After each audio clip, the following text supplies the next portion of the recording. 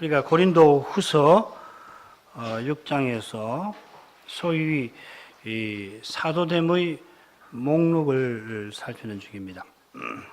바울 선생이 제가 이러이러해서 하나님의 직분자 곧 사도입니다 하고 밝히는 것입니다. 다른 교회도 아니고 사도가 직접 가서 복음을 전해서 세워진 그 교회를 향하여 스스로 천거합니다. 그 심정이 이제 다음번에 배울 수가 있다면 그 단락에 이렇게 나옵니다. 13절에 내가 자녀에게 말하듯 하노니 보답하는 양으로 너희도 마음을 넓히라. 사도는 자녀를 위해서 자기 생명을 아까워하지 아니하는 그런 부모의 심정으로 자기가 전하는 이 복음을 고린도 교인들이 꼭 듣기를 바랍니다. 자칭 최고 사도라 하는 거짓 선생들이 거창한 자기 소개서를 들고 와서는 지금 다른 예수를 전하는 중이라 사도가 그렇게 소식을 들었습니다. 그들은 심지어 고린도 교인들의 뺨을 칩니다마는 오히려 고린도 교인들은 그럴수록 거짓 사도들에게 더 매달립니다. 조금만 상식이 있으면은 상식만 있어도 이건 무슨 이런 짓을 다 하나. 그러고선 저 문제 있다 이렇게 해야 되는데 종교가 무섭지요. 사도가 전하는 복음 아니면은 고린도 교회는 멸망의 절벽을 피할 수가 없습니다. 자기를 죽이려고 하는 동족을 위해서 자기가 할 수만 있다면 저주라도 받으려 하는 그 심정으로 사도가 고린도로 갑니다.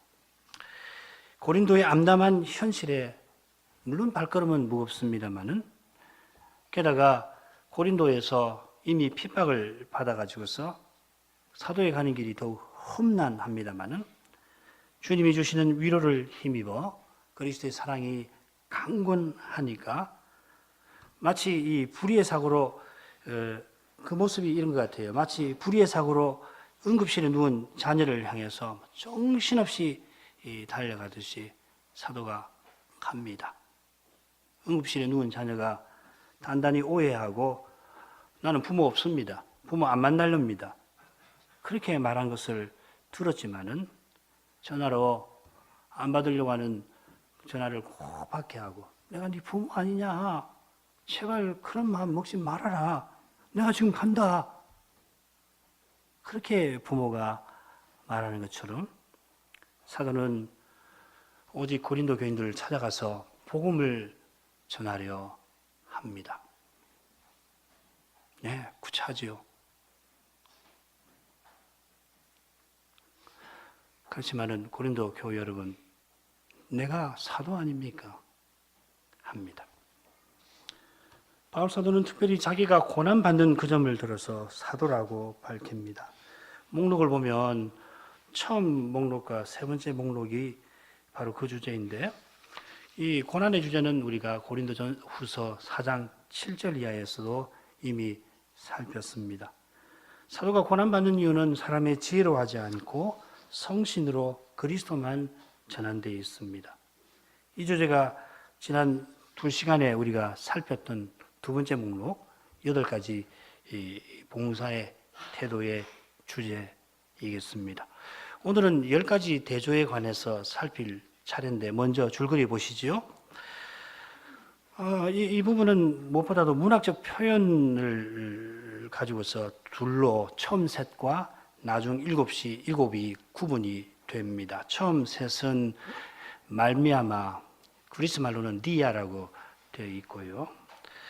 나중 일곱은 똑같이 무엇 같으나 호스라고 하는 그리스 낱말로 문장이 나옵니다.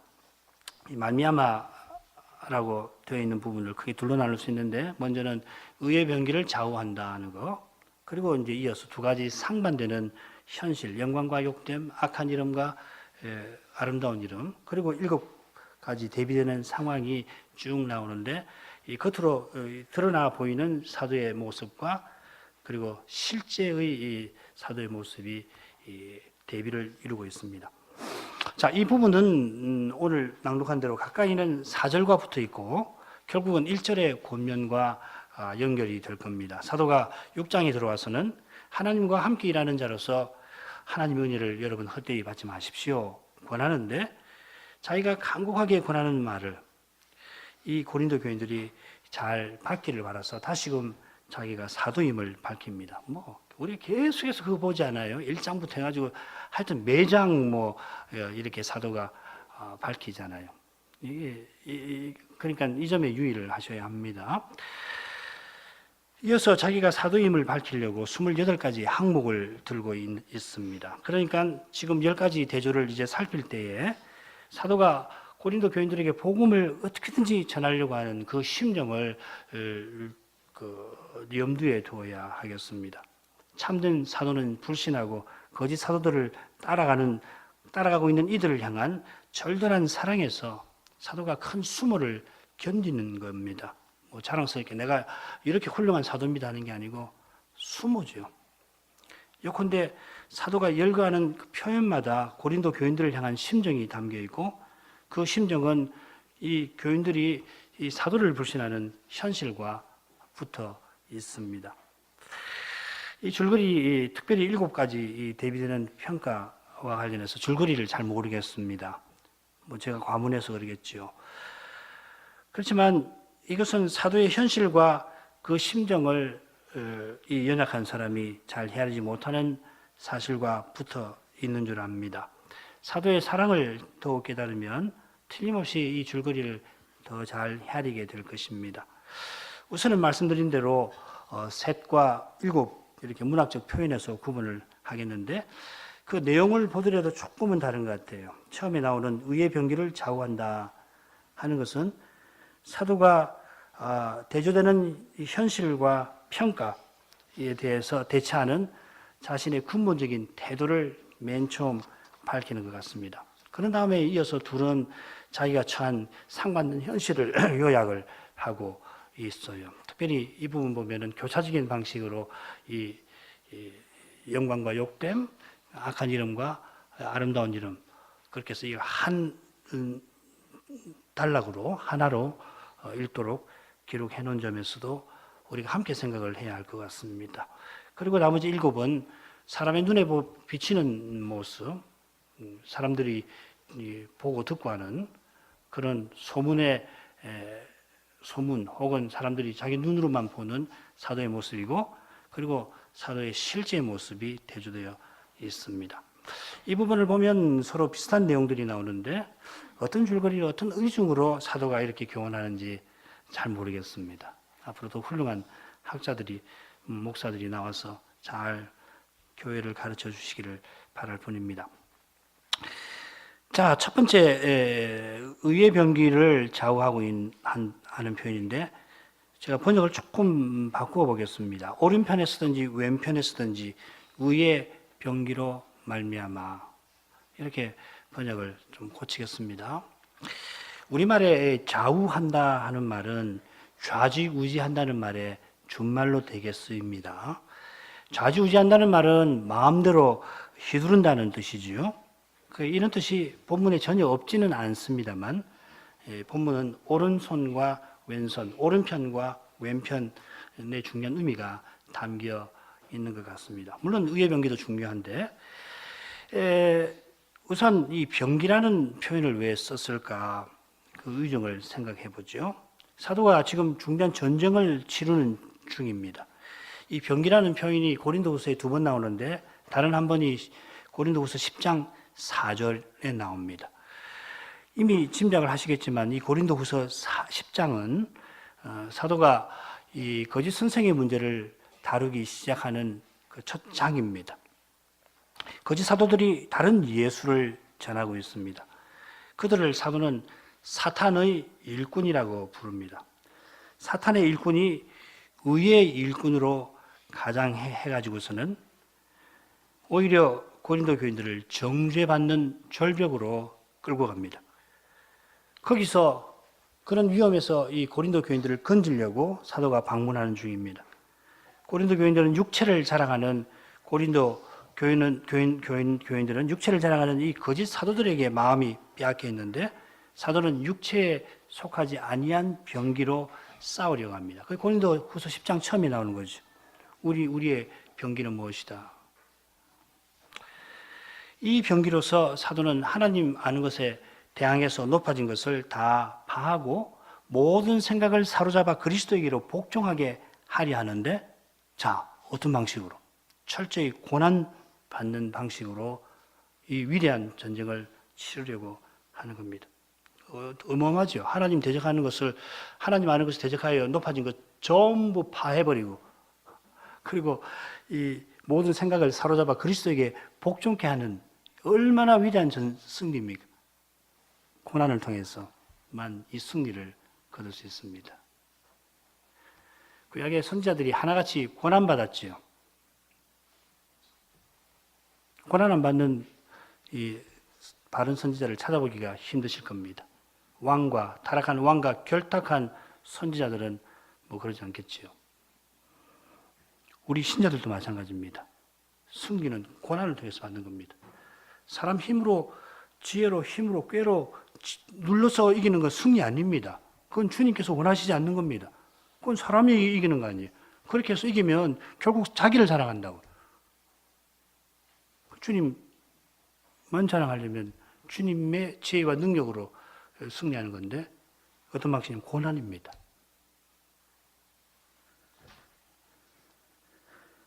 육체대로 행하지 아니하면 육체대로 행하는 현실에서 고난받아야 됩니다.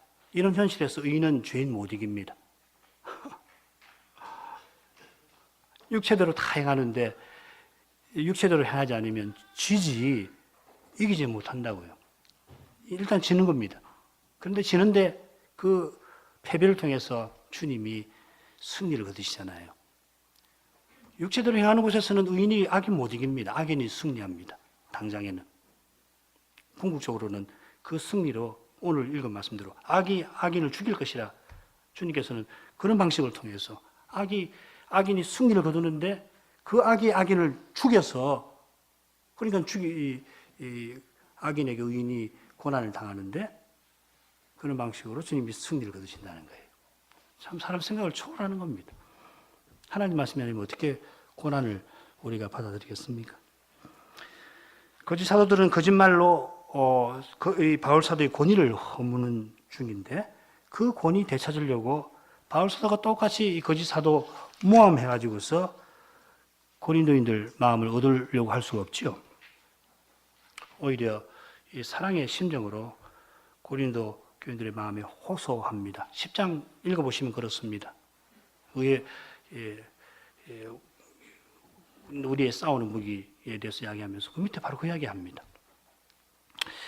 전쟁의 이미지니까 오른편과 왼편은 오른손에 공격력 무기를, 왼손에 방어용 무기를 드는 것을 가리킨다고 볼 수가 있습니다만은 이 오른편, 왼편은 형통할 때와 어려울 때를 가리킬 수도 있습니다. 의의 병기가 여러 가지가 있다고 지금 사도가 말하는 것이 아니라 의라고 하는 병기를 언제든지 사용한다고 보는 것이 문맥과 잘 어울립니다. 고린도 교인들이 사도를 불신하고 무시하는 그런 어려운 때에도 하나님이 나를 의롭다 하셨다, 그리스도가 나를 사도로 세우셨다 하는 그 사실에 굳게 서서 자기도 자기를 판단하지 않고 하나님의 판단 안에 겸손히 있습니다. 마찬가지로 사도로 받은 최고의 권위를 써야 할 때도 교만하게 그 권위를 칼 휘두르듯이 하지 않고 사도는 오히려 사랑의 심정을 품고 섬겼습니다. 내 복음이라고 할 만큼 위대한 말씀을 전해도 그거 내 것 아니라 주님의 것이라고 인정했습니다. 내가 세운 교회가 어떻게 내게 이룰 수 있는가, 그런 마음 전혀 품지 않고 주님이 교회를 세우실 분이라 고백하면서 아무것도 아닌 나를 주님께서 세우시는 그 일에 써주시기를 바랐습니다. 그런 심정으로 지금 고린도를 방문해서 복음을 끝까지 전하려 합니다. 이런 심정은 하나님이 내 의가 되신다는 확신에서 나옵니다. 하나님이 그리스도 안에서 죄인을 하나님의 의가 되게 하신 그 은혜에서 나옵니다. 그 은혜가 그리스도처럼 사랑하게 만들고 그분 안에서, 성신 안에서 육체대로 행하지 않게 합니다. 이어서 사도는 두 가지 상반되는 현실을 들어서 사도임을 밝힙니다. 말씀드린 대로 이 부분의 줄거리라고 할까요? 여러분 보시는 것처럼 영광, 욕됨, 악한 이름, 아름다운 이름, 이렇게 사도는 의도적으로 교차적으로 표현하고 있습니다. 이런 줄거리를 보면 사도가 뭘 강조하는지 드러나지요.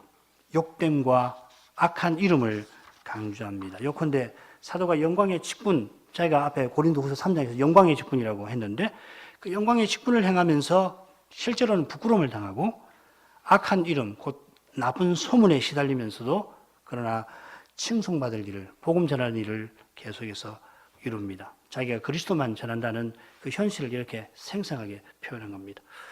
바울 사도는 이 영광과 욕됨으로 말미암아 자기가 사도라 합니다. 이달락 처음에 우리가 하나님과 함께 일하는 자라 했고 고린도 후서 5장 끝에는 그리스도를 대신하는 전권 대사라고 자기를 소개했습니다. 사도가 아무리 뛰어나더라도 한낱 인생에 불과한데 이 연약한 인생이 그리스도를 대신하고 하나님의 일을 맡아 행합니다. 그런 까닭에 고린도후서 3장에서는 자기의 직분을 영광 있는 것이라, 심지어 모세의 직분보다도 훨씬 영광 있는 것이다 하였습니다. 보라신 그리스도가 질그릇과 같은 자기를 쓰셔서 주님을 드러내시는 까닭입니다. 그리스도를 드러내는 거기에 우리의 삶과 활동의 영광이 있습니다. 그리스도를 떠나면 우리의 삶은 죽음보다 못합니다. 낫지 않습니다. 바울 선생은 그리스도의 사도로 부름받아서 모든 사도보다 더 많이 수고해서 그리스도를 드러내었으니까 과연 그의 삶은 영광 있는 것입니다.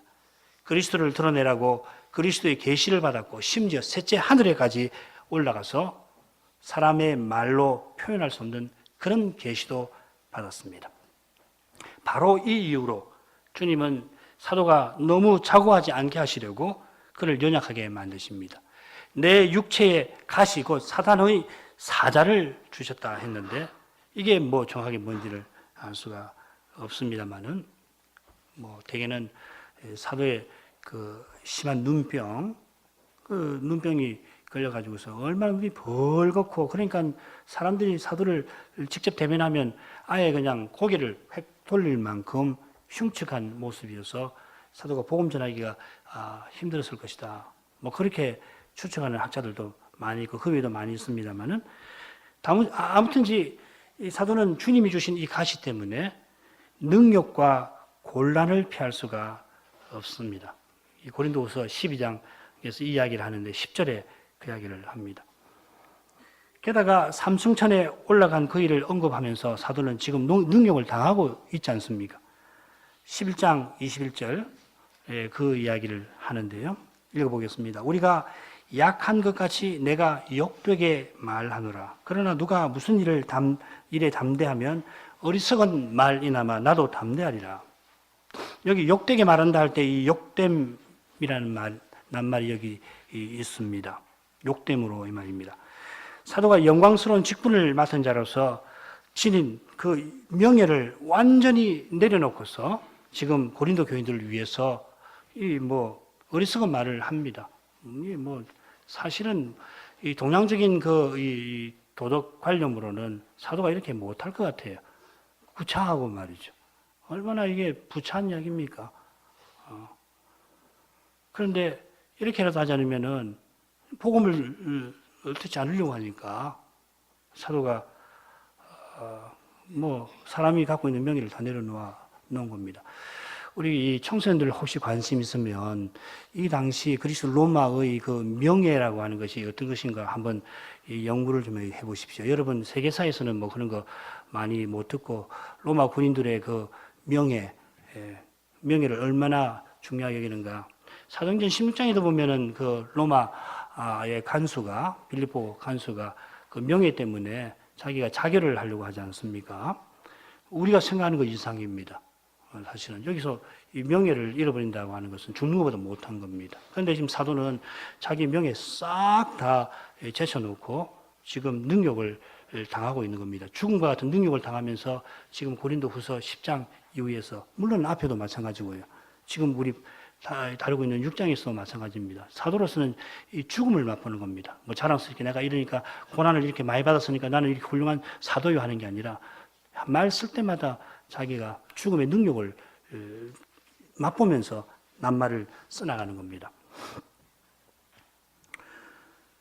알고 계시겠습니다마는 거짓 사도들이 히브리인, 이스라엘인 아브라함의 씨라고 하는 것을 자랑하면서 뭐 자기들 받은 계시들 자랑하는 거죠. 또 거기다가 그러면서 고린도 교인들의 마음을 빼앗아서 다른 예수를 전하고 있는데 그들의 마음을 그리스도에게로 돌이키게 하려고 사도가 나도 히브리인이다. 나도 이스라엘 사람이다. 나도 아브라함의 씨다. 그렇게 합니다. 자기가 이런 거 자랑하는 바리새인으로서 부활하신 그리스도를 담에색하는 길에서 배웠고는 내게 유익하는 모든 것을 해로 여기는 심정을 품고 살았지 않습니까? 그런데 고린도 교인들이 이런 자랑거리에 현혹이 돼가지고 정신을 못 차리니까 그들의 마음을 사로잡고 있는 그런 조건들에서 제가 저들보다 못한 게 대체 뭡니까? 여러분 한번 생각해 보십시오. 제가 못하지 않지 않습니까? 이런 말까지 하는 겁니다. 사도의 고귀한 정신은 씻을 수 없는 부끄러움을 맛보고 있습니다. 아브라함의 씨보다 더 위대한 조건이 있을지라도 이미 그리스도를 얻고자 다 버린 몸입니다. 다만 고린도 교인을 향한 사랑이 이 욕됨을 견디게 하는 겁니다. 악한 이름이라고 하는 것은 나쁜 평판을 가리킵니다. 가령 우리가 곧 살필 7가지 항목을 보게 되면 대부분이 고린도 교인들 사이에 떠도는 이 사도와의 평판과 관련해서 떠도는 이 나쁜 이야기들, 거짓 소문들입니다. 가령 사도가 속이는 자라고 하는 이 거짓 소문이 퍼졌습니다. 그리스도를 믿지 아니하는 사람들, 가령 바리새인들이 사도를 가리켜서 나사렛 이단이라 그래서 사람을 현혹한다, 뭐 그런 말 하지요. 뭐 요동한다는 말도 나오고 그렇게 비난했는데 그런 비난 들을 때도 사도가 마음이 편했겠습니까? 그러나 함께 그리스도를 고백하는 사람들이 사도를 속이는 자라고 비난합니다. 그분이 전한 복음을 조금이라도 깨달았다면 그런 말씀을 전한 분이 속이는 자일 리가 없다. 그거 단박에 아는 거거든요.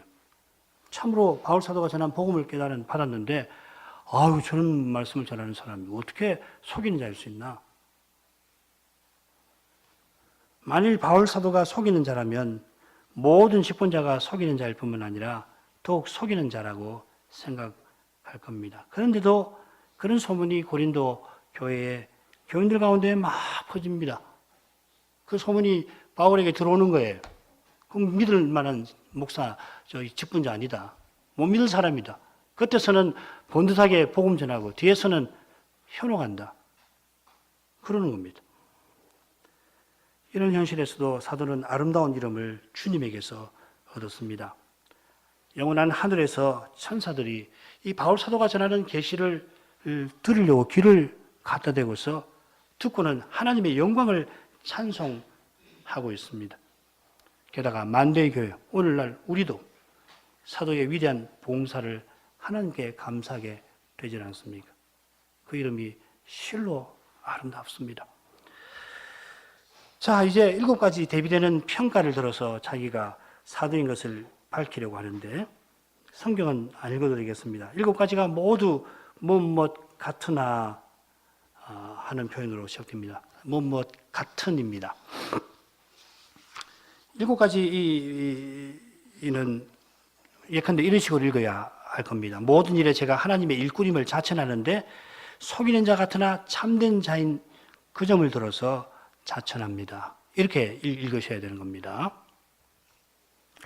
중간에 우리가 살고 해서 이 주어가 우리임을 한번 인상 깊게 밝히는데 여기서 우리라고 하는 것은 사도가 자기를 가리키는 표현이라 그렇게 생각하시면 됩니다. 자, 첫째, 사도는 자기가 속이는 자 같으나 실은 참되다고 합니다. 여기 속인다는 말은 그저 거짓말을 하는 거 가리키는 게 아닙니다. 디모데전서에 보면 같은 낱말이 미혹해 하는 영이라고 번역이 되어 있습니다. 거짓 교사를 가리키는 겁니다. 요한이서 1장 7절에도 같습니다. 대제사장들과 바리새인들이 빌라도에게 가서 우리가 무덤문을 지키게 해 주십시오 하면서 예수가 유혹하는 자, 저 유혹하는 자가 한 말이 있는데 그것 때문에 우리가 그의 무덤을 지켜야 되겠습니다 할 때 유혹하는 자라고 불렀습니다. 바울 사도도 이 고린도 유대인들에게 그런 취급을 받았을 겁니다. 아울러서 거짓 사도들이 사도의 이 바울의 사도권을 부인하는 말을 퍼뜨리면서 고린도 교인들들어 사도를 이렇게 불신하게 만들고 있습니다. 지난 시간에 우리가 살핀 대로 진리의 말씀과 거짓 없는 사랑과 거룩한 신과 하나님의 능력으로 복음을 전하던 사도인데 이런 사도가 자기 동족에게 유혹하는 자라는 평가받는 것도 괴로웠겠지만은 말씀드린 대로 거짓 선생들에게 속아서 이 고린도 교인들이 자기를 불신하는 사실에 너무도 마음이 아팠을 겁니다. 그러나 거짓 없는 사랑으로 사도는 찾아가서 진리의 말씀을 전하려 합니다. 이런 마음은 사람에게서 나올 수 없습니다. 성신의 감화로만 가능합니다. 연약한 인생이 이런 심정을 품는 것 자체가 하나님의 능력에 속할 겁니다. 그처럼 진리를 거슬러 아무것도 할 수 없고 오직 진리만을 위하는 사도가 진리이신 그리스도만을 전하는데 속이는 자라는 평가를 받고 있다는 것. 이건 우리가 직면하는 죄의 현실이 얼마나 두려운지를 잘 보여줍니다. 다른 사람도 아니고 이 위대한 사도인데도 이런 평가를 나온다. 도대체 어떻게 이럴 수 있습니까? 죄는 상상을 초월합니다. 죄를 회개하지 않고 죄를 그대로 마음에 갖고 있으면 그 죄가 무슨 일을 할지 모릅니다. 이럴 수 없는 거 아니에요. 세상에. 어떻게 바울 사도가 유혹하는 자, 더구나 안 믿는 사람들 모르지만은 예수님을 믿는 교회에서 게다가 바울 사도의 복음을 직접 들은 사람들이 어떻게 이럴 수가 있냔 말이에요. 이럴 수 있습니까? 그런데 죄는 이럴 수 있습니다. 저는 이런 일도 합니다. 무섭죠?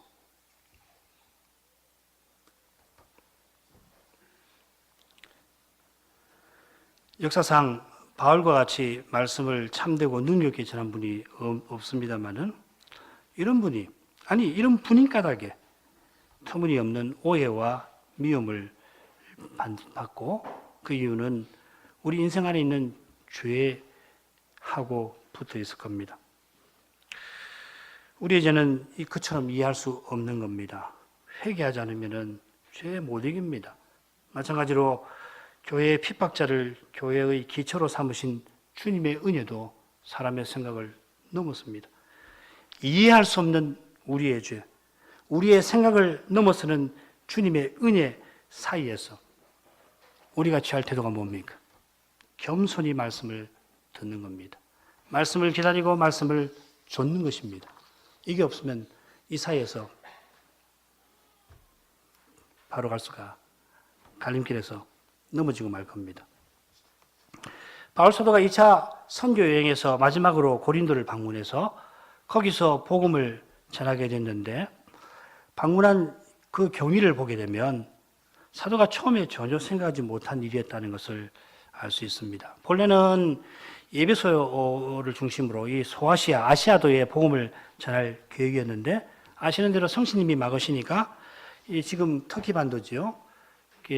아나톨리아 반도에서 1차 선교 때에 전하지 않은 그런 곳으로 복음을 전하다가 마침내 이 무시아에 이르러서 거기서 터키 반도 북단으로 북동쪽으로 가려고 했는데 이번에도 예수의 영이 막으시니까 두루아로 내려가야 했고 두루아에서는 뭐 어디 갈 데가 더 없는데 그날 밤에 마게도냐 사람의 꿈을 꾸고서는 사도가 그리스 지역으로 건너갑니다. 바다를 건너서 사도 일행이 그 유명한 에크나치아 길, 귀아 에크나치아로 걸어서 빌립보로 가는데 그 걸음이 기독교 역사에서는 물론이고 심지어 이 세계 역사에서 얼마나 중요한지 모릅니다만은 그때 단 한 사람도 이 사도 일행을 환영한 일이가 없었습니다.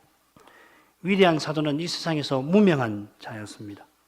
명성을 떨치지 못한 점에서도 무명하다고 말할 수 있습니다만은 그 심정과 믿음을 알아주는 이가 없다는 점에서 그러합니다. 사도가 세상에서 이름 떨치려는 마음 조금도 품지 않았습니다. 물론 지금이야 세계사 책마다 바울 사도 이름이 나오겠습니다만은, 그러나 그가 부활하신 주님을 얼마나 사랑하고 섬긴 것은 제대로 언급하지 않고 전혀 없지요. 거의 오히려 예수님과 별개로 기독교를 창시한 인물로 소개가 되고 있으니까 바울은 지금도 이 세상에서 무명한 사람입니다. 이 세상에서야 무명하다고 뭐 상관할 게 뭐가 있겠습니까마는 고린도 교인들이 이 사도의 심정과 사랑과 믿음을 헤아리지 못합니다. 사도는 고린도 사람들의 마음에 없는 사람처럼 되어가고 대신 자칭 사도라고 하는 최고 사도라고 하는 사람들의 명성이 그들의 마음을 허망하게 사로잡고 있습니다. 사도가 무슨 시기심 때문에 억울하다 그런 거 아니지요. 외모로 하나 참으로 하나 무슨 방도로 하나 전파되는 것은 그리스도 신이 나는 기뻐하고 기뻐하리라. 그런 사도로서는 고린도 교인들이 거짓 사도들이 자랑하는 명성에 휘둘려서 다른 예수 따라가는 이것을 견딜 수가 없는 것입니다. 이런 사도를 오직 그리스도는 알아주실 겁니다. 사도는 그리스도를 얻고 그 안에서 발견되기를 바라서 그리스도 아는 것을 가장 고상한 것으로 알고 다른 모든 것, 심지어 온 세상이라도 해로 여겼습니다. 같은 믿음을 가진 우리는 사도의 이름을 평생, 아니 영원히 잊지 아니할 겁니다. 그분은 이미 신자들에게서 유명합니다. 사도는 무엇보다 우리가 사도의 심정을 헤아리고 있는 이것을 즐거워할 겁니다. 사도와 같이 그리스도와 같아지려고 하는 그 심정을 사도는 즐거워하고 우리도 즐거워합니다. 다음 항목은 묶어서 살피도록 하겠는데, 특별히 묶어서 살피는 이유는 이 두 항목이 시편 118편의 인용처럼 보여서 그렇습니다. 제가 118편 17, 18절을 읽을 테니까 들으시면 됩니다. 내가 죽지 않고 살아서 여호와의 행사를 선포하리로다. 여호와께서 나를 심히 경책하셨어도 죽음에는 붙이지 아니하셨도다. 매우 비슷하지요? 더구나 이 시편 118편은 신약에서 얼마나 많이 인용되는지 잘 알고 계실 겁니다. 아마 시편 2편, 110편보다 더 많이 인용이 되었을 겁니다. 12번 직접 인용이 되었고 간접 인유라고 그러죠. 4번이나 됩니다. 건축자의 버린 돌이 모퉁이, 집 모퉁이에 머리돌이 되셨다든지 여호와의 이름으로 오는 자를 자가 복이 있으며, 이 말씀이 대표적입니다. 이 시는 여호와의 이름 그리고 여호와의 오른손이라는 표현이 이 시에 자주 나오는데, 여호와께서 약속하신 그 메시아를 장차 보내셔서 열국을 정복할 일을 노래합니다. 시인이 열방에 쌓여 있었는데, 에워 쌓여 있는데 여호와가 마침내 그를 구원하셔서 그 구원을 시인이 찬송하는 것입니다. 그런 다음에 자기가 죽지 않고 사는 목적이 여호와의 행사를 선포하는 데 있다고 고백하는 겁니다. 10절 18절 보면은 여호와의 행사를 선포하겠다는 말씀 앞뒤로 죽음과 삶, 징계와 삶에 관한 이야기가 나옵니다. 아마 이 시를 외우고 계셨을 사도는 이 시를 늘 묵상하면서 하나님의 행사를 전하는 자신의 형편이 시인과 같음을 알고 큰 위로와 확신을 얻었을 겁니다. 자기가 사는 목적이 오직 그리스도를 전하는 데 있고 그리스도를 전해야 하는 까닭에 마땅히 죽음과 같은 고난을 겪고 그 고난을 통해서 징계받아야 할 줄로 생각했을 겁니다. 자, 이 점과 관련해서 우리 눈에 확 들어오는 표현이 있습니다. 우리가 보라, 우리가 살고, 번역하면 이렇습니다. 보십시오, 우리가 살아 있습니다. 이렇게 사도가 목록을 쭉 쓰면서 파격이죠. 뭐뭐 같으나 뭐 같고, 뭐뭐 같으나 뭐 같고. 그런데 여기 와서는 보십시오, 우리가 살아 있습니다. 사도가 사람 보기에는 죽어가는 사람 같고 벌 받는 사람 같습니다만은, 그러나 죽어가는 사도가 누구보다 살아 있습니다. 무릇 살아가는 목적을 누구보다 이루는 까닭입니다. 죽음의 고난을 통해서도 그분은 그리스도의 생명을 살아내고 있습니다. 감옥에 갇혔는데 거기서도 복음을 전합니다. 지금 고린도를 향하면서 가는 길이 벌 받는 것처럼 힘듭니다. 심지어 고린도 가는 길에 마게도냐에서 엄청난 이 환난을 당하죠. 그래서 몸도 마음도 괴롭다 합니다. 그 소식 들은 고린도 교인들이 뭐라고 그러겠습니까? 봐라, 하나님께 벌 받잖아. 그럴 거 아니에요. 어떻습니까? 이렇게 잔인할 수 있나? 어떻게 신자가 이렇게 잔인할 수 있나? 그렇지 않죠. 교인들이 그러는 건 아니고 빌립보에서는 뭐라고 그럽니까? 이 비슷한 시기인데 조금 후에 빌립보에서는 사도를 괴롭게 하려고 복음 전하는 사역자도 있지 않습니까? 그러니까 마게도냐 거쳐서 이제 고린도로 갈 판인데 거기서 사도가 굉장한 어려움을 겪거든요. 그게 고린도후서 7장에 나오는 이야기입니다. 몸도 마음도 괴롭다고. 그 이야기 듣고서는 거기 사도들이 가만히 있었겠습니까? 봐라. 저 복음 전하고 위대하다고 그러지만 고난 받잖아. 저 흉한 일 당하잖아. 불행한 일 당하잖아. 저 하나님께 벌 받는 거라. 그랬을 겁니다. 그렇게 쉽게 말할 수 없잖아요. 더구나 죄를 알고 하나님의 두려운 그 손길 나는 사람이 남이 그런 일을 당하더라도 어떻게 그렇게 마음을 먹을 수 있습니까? 같은 신자면도 안 믿는 사람이 그래도 무슨 쓰나미가 닥쳐와도 얼마나 마음이 아파요. 참 안 됐다. 그런데 신자가 그런 일을 당하면은 그런 마음 먹으면 되겠습니까? 어떻게 그런 마음을 먹을 수 있을까요? 지금 사도가 지금 말하는 그런 겁니다. 우리가 징계를 받는 자 같으나 죽지 않았다. 오히려 살아있습니다. 그 일 직후에라고 볼 수 있는데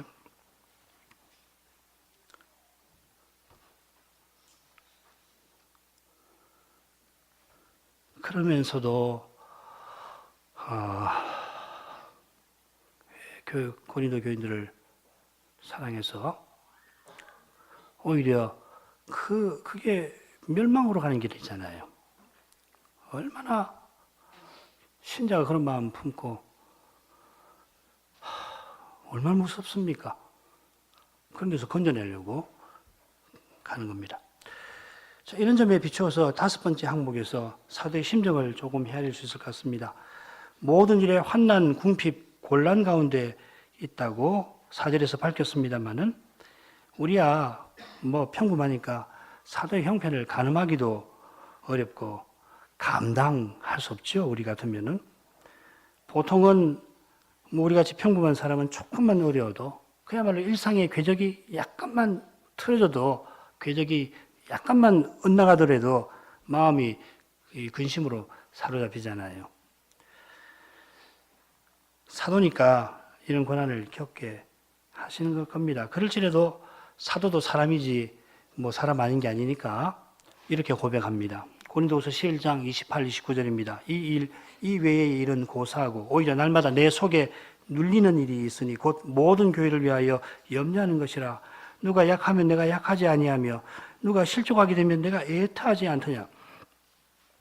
사도는 모든 교회를 돌보시는 분이라서 날마다 염려하지 않을 수 없었습니다.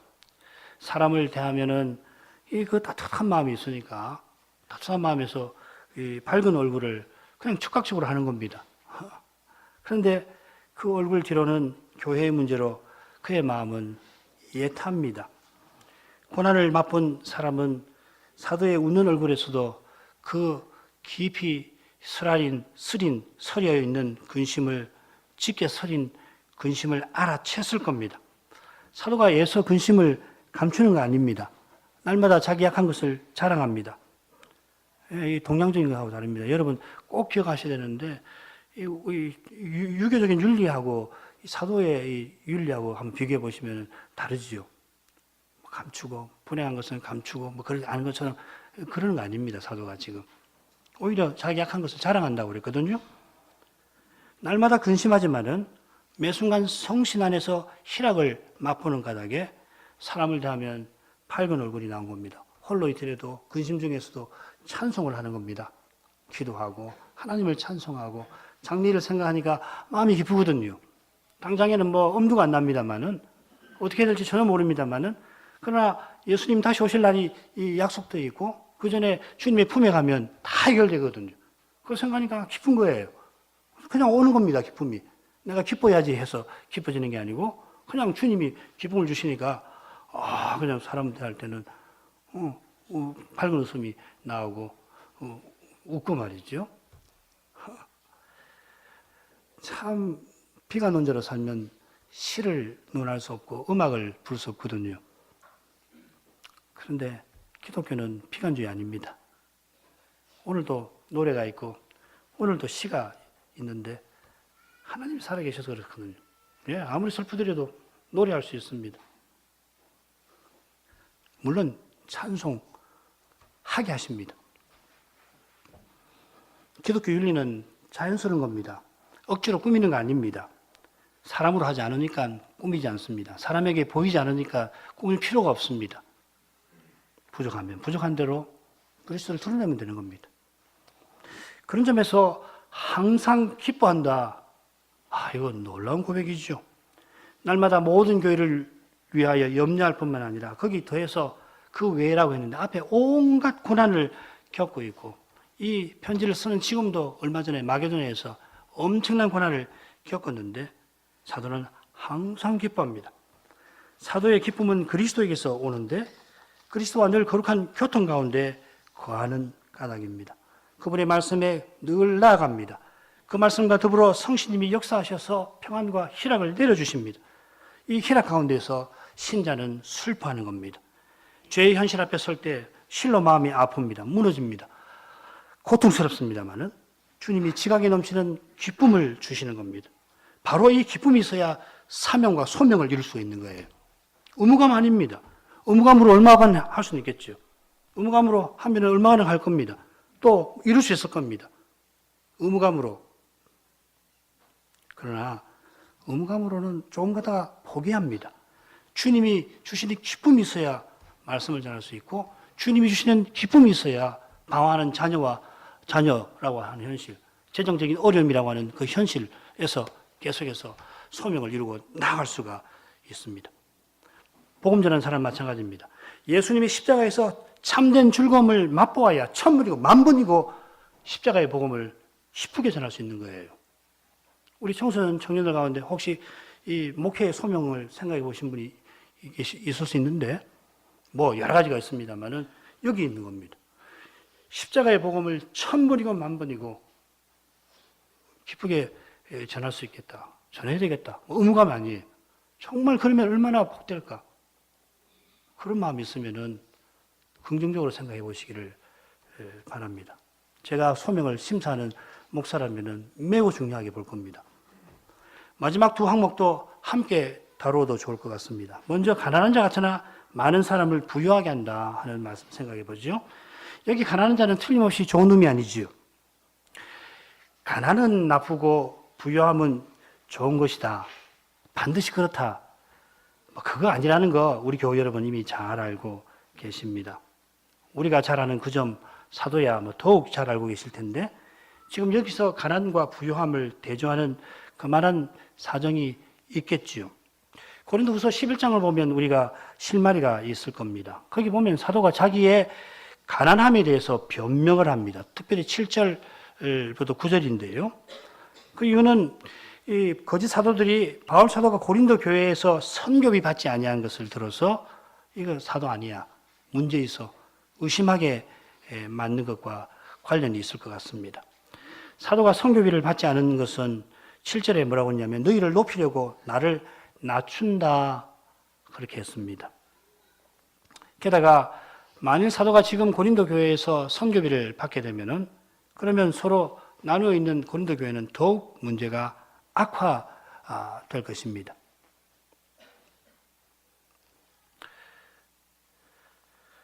오히려 사도는 지금 다른 교회들에서 선교비를 받아가지고서 그 선교비를 가지고서 고린도 교회를 섬기려고 합니다. 아울러서 우리가 만약에 8장을 우리가 고린도서를 공부하게 된다면은 그걸 기회를 주신다면은 예루살렘의 가난한 성도를 위한 구제 헌상에 관한 주제가 그게 나오는데 지금 그 헌상금을 바울 사도가 받으려고 고린도 교회를 또 갑니다. 여러 가지 목적인데 그 중에 중요한 목적 하나가 헌상금을 받으러 가는 겁니다. 그런 까닭에 사도가 당당하게 선교비를 자기들처럼 그 달라고 하지 못하고 그래서 그 헌상금을 횡령하려 하는 것이다. 이런 나쁜 소문을 거짓 사도들이 퍼뜨렸던 것 같아요. 가난한 자 같아라고 하는 표현은 이런 현실에 찬 걸 가리킬 겁니다. 얼마나 사도의 어려움이 크겠습니까? 참 억울한 것도 정도가 있어야지, 그죠? 이건 억울한 정도를 넘어서는 겁니다. 이건 뭐 보통 억울한 게 아니에요. 이건 뭐 사람으로서 납득할 수 없는 겁니다. 도무지 이해할 수 없는 그런 것이거든요. 털끝만한 자존심이 사도의 속에서 움직였다면 사도 고린도 교회에 안 갔을 것 같습니다. 그러나 사랑의 마음으로 그들을 부유하게 만들려고 방문합니다.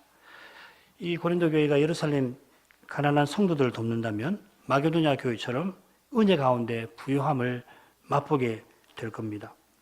마찬가지로 예루살렘 성도들은 고린도 교회의 헌상금을 전달받고 그들의 사랑에 부유함을 맛보게 될 겁니다. 이 복된 결과를 위해서 많은 사람을 부유하게 만들려고 하는 이 일을 위해서 사도가 가난한 자 같다는 오해와 비난도 견딥니다. 말씀을 쫓아가는 길에는 이런 오해와 비난이 늘 기다립니다. 때로는 온 세상에 단 한 사람도 자기 심정을 알아주는 이가 없는 것 같은 그런 처지에 내몰릴 수도 있습니다. 모든 오해를 다 받아야 되니까. 그러고서도 변명할 수가 없으니까. 해서는 안 되니까. 그럼 결국은 뭐냐면, 뭐 이쪽이요, 저쪽이요, 뭐 앞이고 뒤고, 모든 사람이 당장이 어려우니까 오해를 하고 비난을 쏟아부을 수도 있거든요. 그러나 주님은 그 심정을 다 아실 것이고, 장차는 그 심정이 천국을 가득 채울 것입니다. 이 심정은 보이는 것을 전부라는 이 세상에서 아무것도 없는 자 같으나 실은 아무것도 아닌 이 세상에서 모든 것을 가진 자로서 살아가는 것입니다. 이 심정은 그리스도를 전부로 하는 까닭에 세상 전부라도 해로 여깁니다. 그리스도를 이미 얻었으니 전부를 가졌습니다. 전부이신 그리스도를 얻었으니 그리스도 외에 아무것도 주려하지 않습니다. 무엇이든지 내 주 예수 그리스도를 위해서는 기꺼이 버릴 수 있습니다. 아무것도 없는 자 같을지라도 내 진심을 알아주는 이 하나도 없다고 원망하지 않습니다. 말씀을 쫓아가니까 가장 가까웠던 친구들에게 오해와 미움을 받는다 할지라도 오히려 여전히 말씀하시는 주님을 바라보며 소망 가운데 주님이 이 모든 문제를 풀어주신다는 확신 가운데서 담담히 그 길을 걷습니다. 이런 마음에서 사도가 지금 고린도 교회를 향하여 무거운 발걸음을 그러나 속히 그리고 즐겁게 옮깁니다. 기도하겠습니다. 거룩하신 아버지, 사도가 고린도를 마지막으로 방문하는 길에 자기가 사도임을 알리면서 그들이 복음을 듣게 하려 하였습니다. 이뿐만 아니라 다메섹 가는 길에서 주님을 뵙고 이후로 사도는 이 세상에서 죽은 자같이 고난의 길을 걸어갔습니다만 그러나 사도는 오직 그리스도를 전함으로 참으로 살아있는 자였습니다. 그리스도를 살아내는 것이 참으로 사는 것입니다. 어떤 어려움이 앞에 있을지라도 그 현실에서 그리스도를 살아내는 거기에 지금 살아가는 의미가 있습니다. 연약한 인생이라 어려운 현실 피하고 싶고 공연히 미움과 오해를 받는 것, 죽는 것 같고 자칫 모든 친구를 다 잃을 수 있는 현실에서 두려움에 떨지 않을 수 없습니다만 그러나 주님의 말씀을 쫓아갈 뿐입니다. 주님의 말씀을 듣기를 구합니다. 듣게 하신 주님이 말씀에 순종할 수 있게 해주시기만을 바랍니다. 그 말씀대로 다 이루어질 것입니다. 다 이루어져서 주님만 찬송 받으실 것입니다. 예수님 이름으로 기도합니다. 아멘.